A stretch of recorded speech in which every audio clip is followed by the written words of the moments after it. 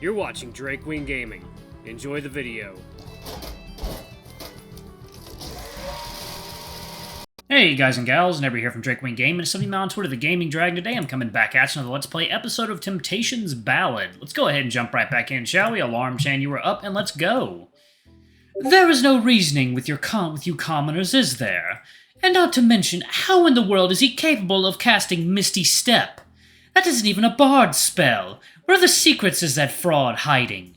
I mean, my mom's a bard and she can just cast it fine.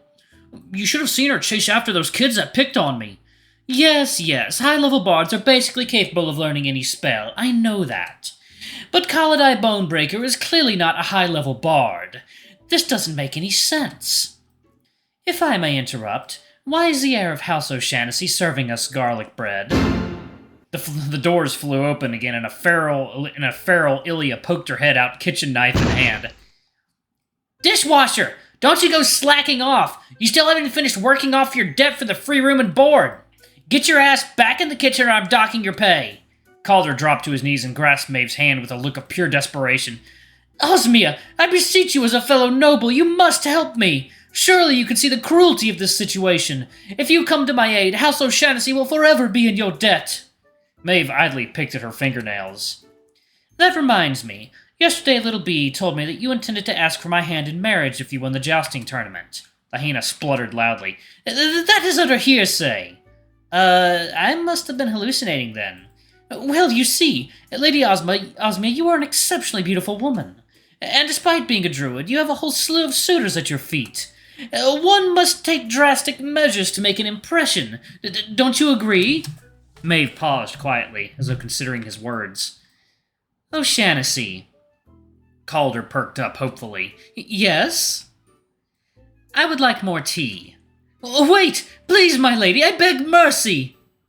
Calder's face fell, crestfallen, as he staggered back into the kitchen. Sid watched the retreating hyena with a look of concern and slowly got up from his seat. Artie, do you think you can catch Maeve up on our plans and whatnot? There's something I gotta check up on. Oh, of course, Sid. You can count on me. The badger nodded before disappearing behind the kitchen doors. Now that they sat alone together, Maeve took the opportunity to study the night closely. Artemi was smiling brightly, but there was a note of stress underneath that facade. Frankly, she looked tired and anxious, like a wound-up rope on the verge of snapping. It would be easy to coax information out of her in such a vulnerable state. Gautier, are you well? You seem distracted. Oh, I am quite well. Thank you for your concern, Lady Osmia. I do not want to overstep my bounds, but I will be happy to lend you an ear if you need it. Of course, if it is sensitive information, you should be wary of sharing it with those outside your adventuring party. But I am here nonetheless. Cole said the same thing this morning, and he is not here right now. I'm certain you, Lady Osmia, are surely a more trustworthy individual than he ever could be. Artemi chuckled humorously. But yes, some things have been weighing on my mind.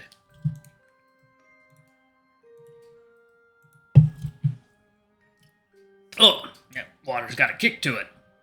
I've shared my troubles with Cole and Sid, but I don't think they quite understand. It's very different growing up with such heavy responsibilities. Of course I'm not complaining. It's just troubling is all. Maeve laughed softly. That is something I can relate to. Has something managed to ruffle the feathers of our good chosen one? Artemi stared into her tea with a furrowed brow. Oh, where to even start? There's so much I haven't taken the time to unpack. After my encounter with Enchanter Agatha yesterday, I returned home to the cathedral and... A strained look swept across Artemi's face and her shoulders slumped. There was an argument between Her Excellency and Knight Commander Grank. During the squabble, I subsequently learned that the Knight Commander is once a feared criminal in the past. Maeve sipped her tea thoughtfully. Grank Stormborn. The Pale Butcher, was it? Yes, I believe I've heard his tale. Artemi stood up suddenly and almost knocked the table over. Apologies, I didn't mean... You know of his past as well? Nothing to apologize for. You are clearly in a state of distress. Yes, it is rather a well-known story that the commander of the church, Knights, was once an infamous murderer and criminal in the bowels of Axia. They say during his execution, a holy light descended from the heavens as the Creator herself pardoned the man of his crimes and led him down a brighter path. and so he led a rather pious life since, defending the innocent and upholding order in the city. A rather idealistic tale. I'm not sure I believe a single word, but make of it what you will. Artemi gripped her fork tightly as she picked at her onion rings. This is the first I've heard of this. You have lived a secluded life in the church district, did you not?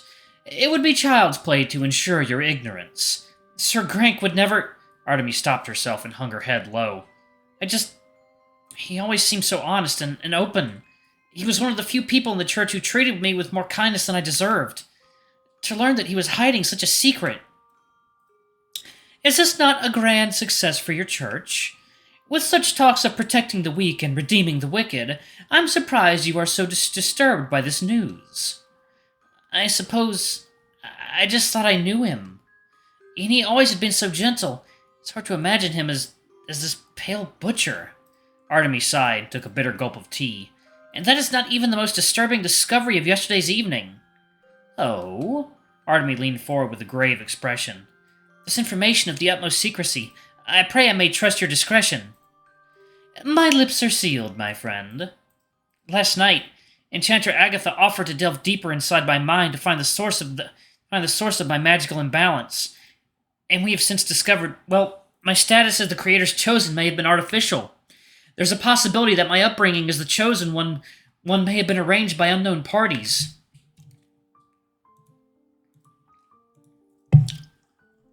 It took all of Maeve's willpower to keep her expression neutral. The Creator's Chosen had been manufactured? This could uproot the foundation of the Church's public trust.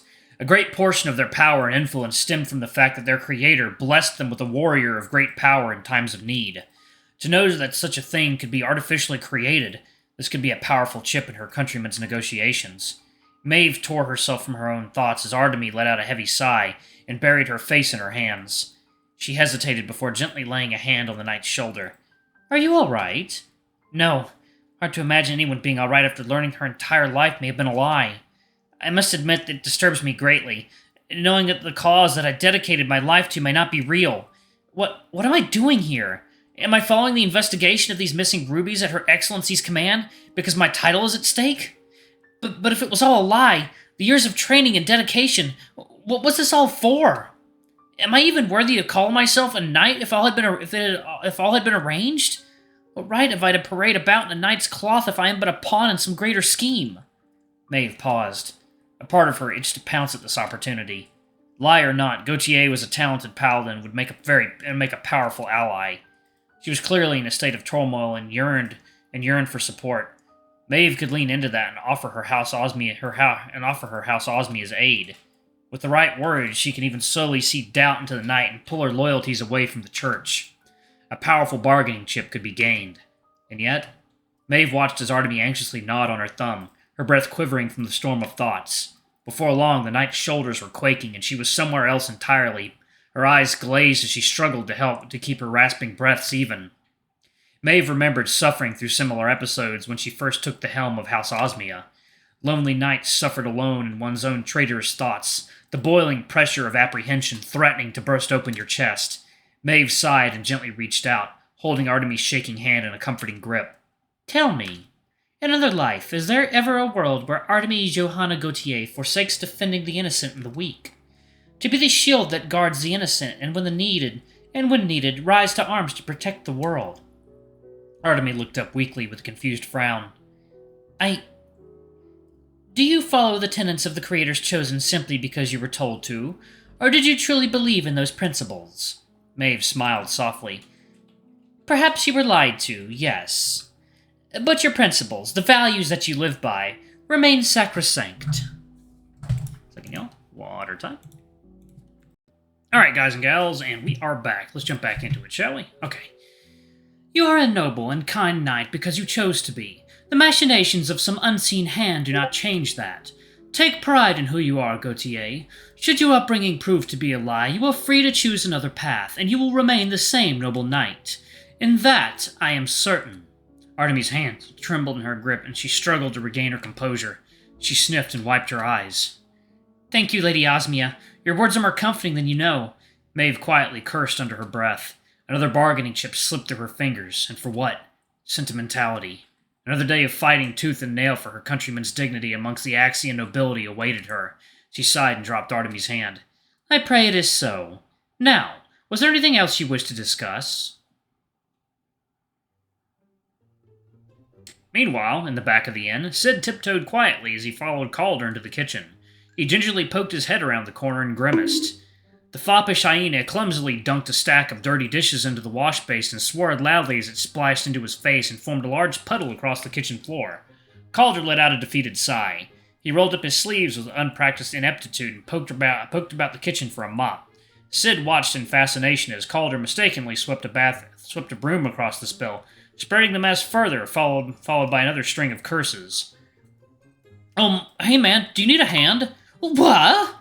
The noble jumped out of his skin and nearly fell ass first into the fireplace. Sid brushed forward and grabbed the hyena by the collar, yanking him from a fiery doom. Oh shit, are you alright? Calder yelped as he fell face first into Sid's exposed chest.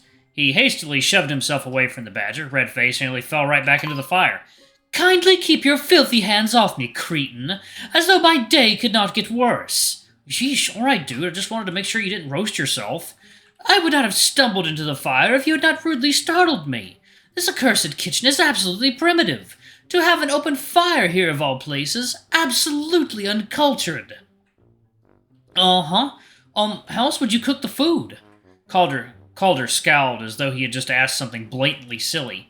Isn't it obvious? With magic. How else? I know this establishment is not exactly the height of modern amenities, but I did not expect you to be savages.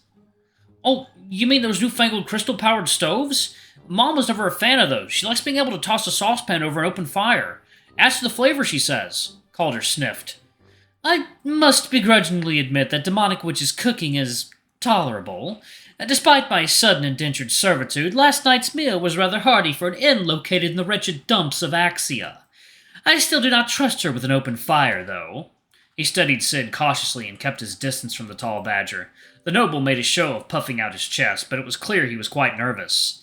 You offered your assistance earlier, yes? I'm surprised. Why are you not lording your victory over me, plebeian? It must satisfy you greatly to see the heir of House O'Shaughnessy so humbled after yesterday's events. Sid scratched his head awkwardly. Not really. I don't really care about all that noble stuff. Oh, you mean to tell me you didn't follow me into this blasted kitchen to mock my defeat? Don't make me laugh. Listen, man, you were a massive dick yesterday and deserved some clapback, but even I have to admit it was a bit much. I don't like gloating over people getting picked on. Reminds me of the kids who gave me a hard time back in school. Calder looked unconvinced. Sid sighed and made his way towards the dishwashing basin. Alright, y'all, I'm actually going to pause it right there. Thank y'all so much for watching. Don't forget to like, comment, subscribe, ding that notification bell, and check out our Patreon if you can. It always helps. Before I go, I'm going to have a quick shout out to lovely bronze tier patrons. Thank y'all for all I do for the channel. We greatly appreciate your support. Thank you to our silver tiered patron, Cade Silver, thank you going a bit above and beyond. It's greatly appreciated. And if y'all want to get your names in the credits, get access to all of our Not Safe for Work contents as little as $5. Alrighty, I love you all, and I'll see y'all in the next video. Bye-bye!